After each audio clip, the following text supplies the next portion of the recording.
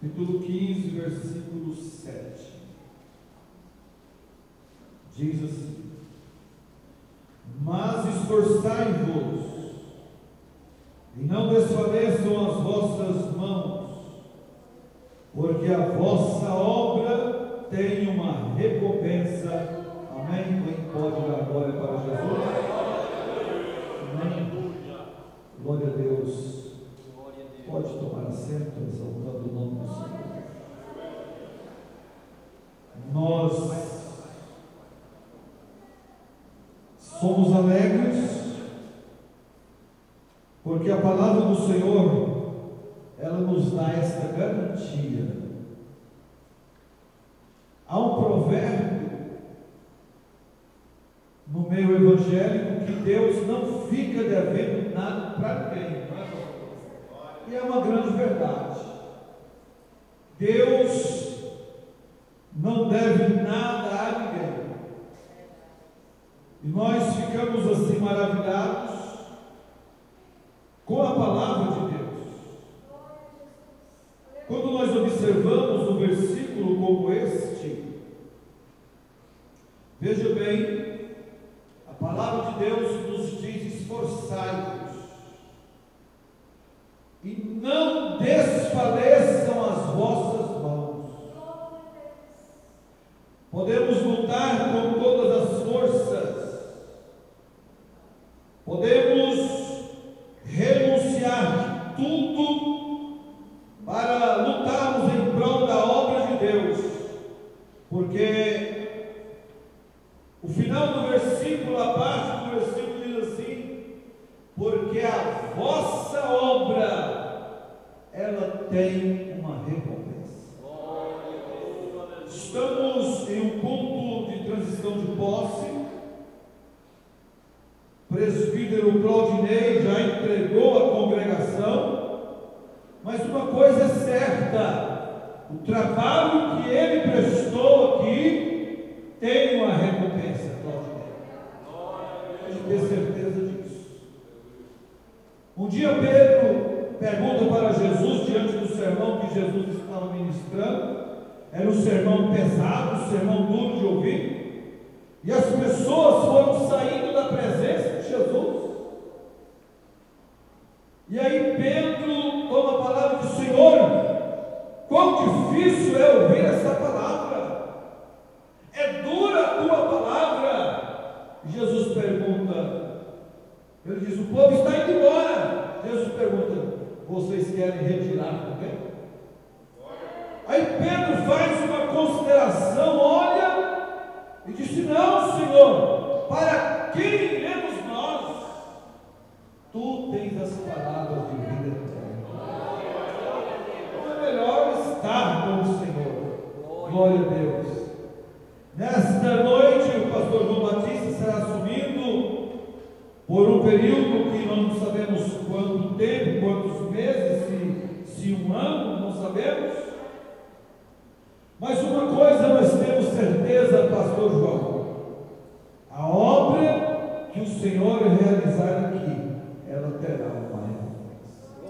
Deus é fiel, Deus é justo, e a sua palavra é verdadeira. A própria Bíblia diz que o Senhor Deus não é homem para que minta, nem filho do homem para que se arrependa. Então a palavra está dizendo que nós podemos nos esforçar, podemos aplicar a nossa mão à obra, porque da parte dele virá uma recompensa.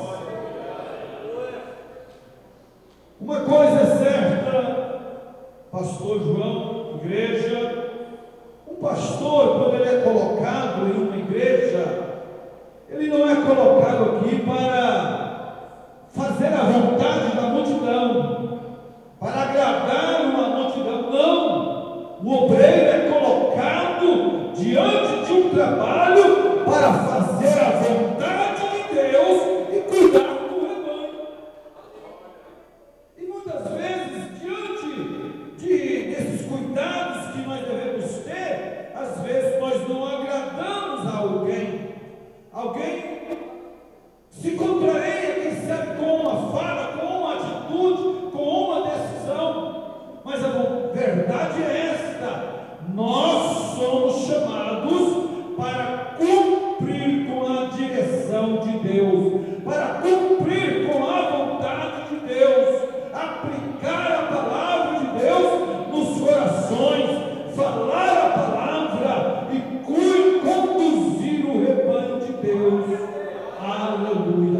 acordo com a palavra de Deus.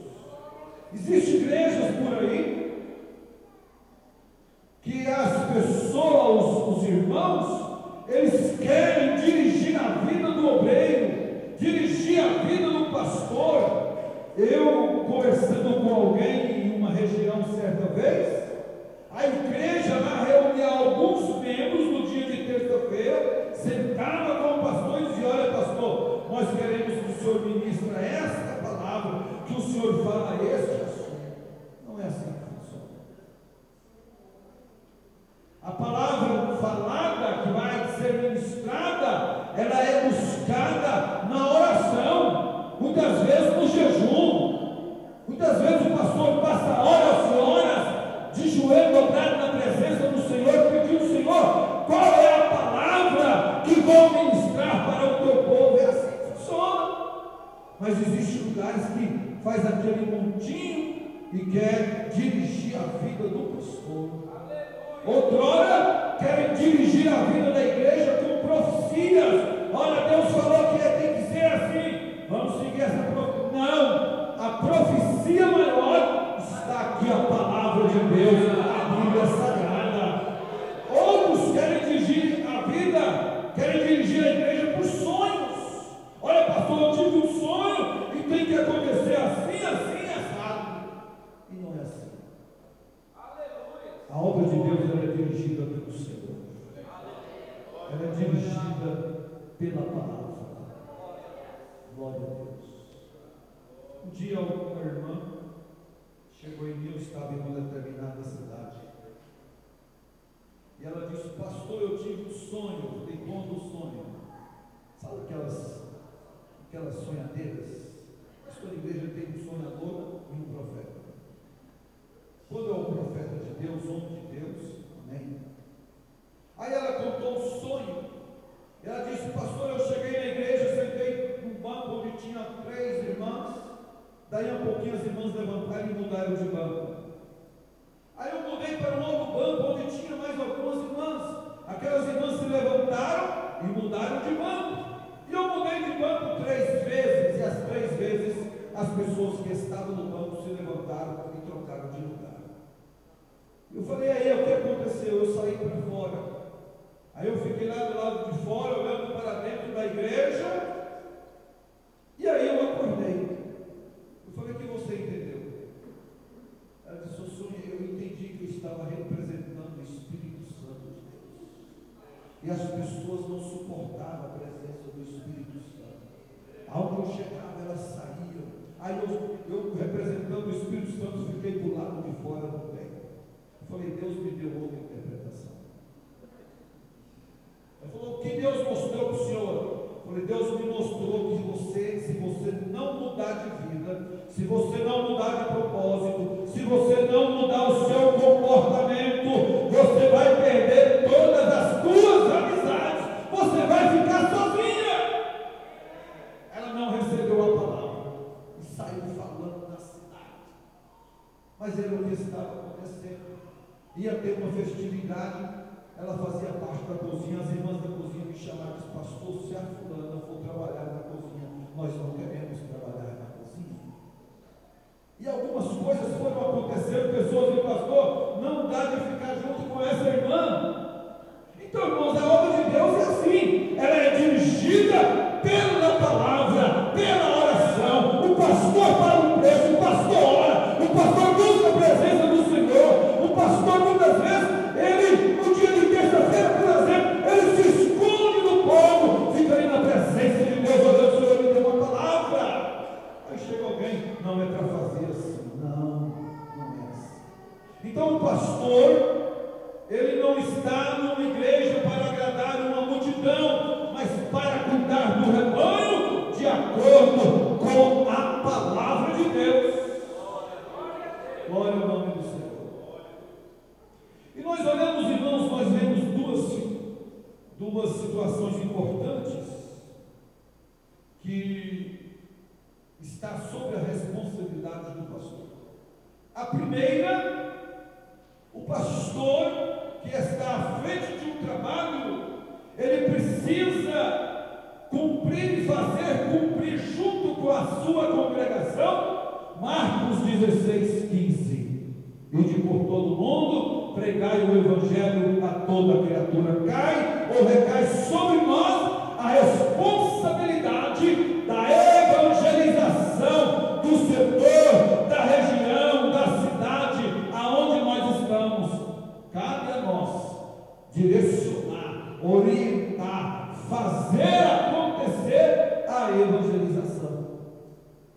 Segunda coisa que está sob a responsabilidade pastoral, glória a Deus, se cumpre lá João 21:17. Jesus diz assim: apacenta as minhas ovelhas. Então cabe a nós, cabe ao pastor, no caso aqui agora, a partir de hoje ao pastor João, apacentar as ovelhas aqui no setor Vale do Sol.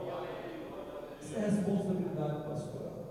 Agora quem gera ovelhas são as ovelhas, né? Ele vai apacentar, ele vai cuidar das ovelhas.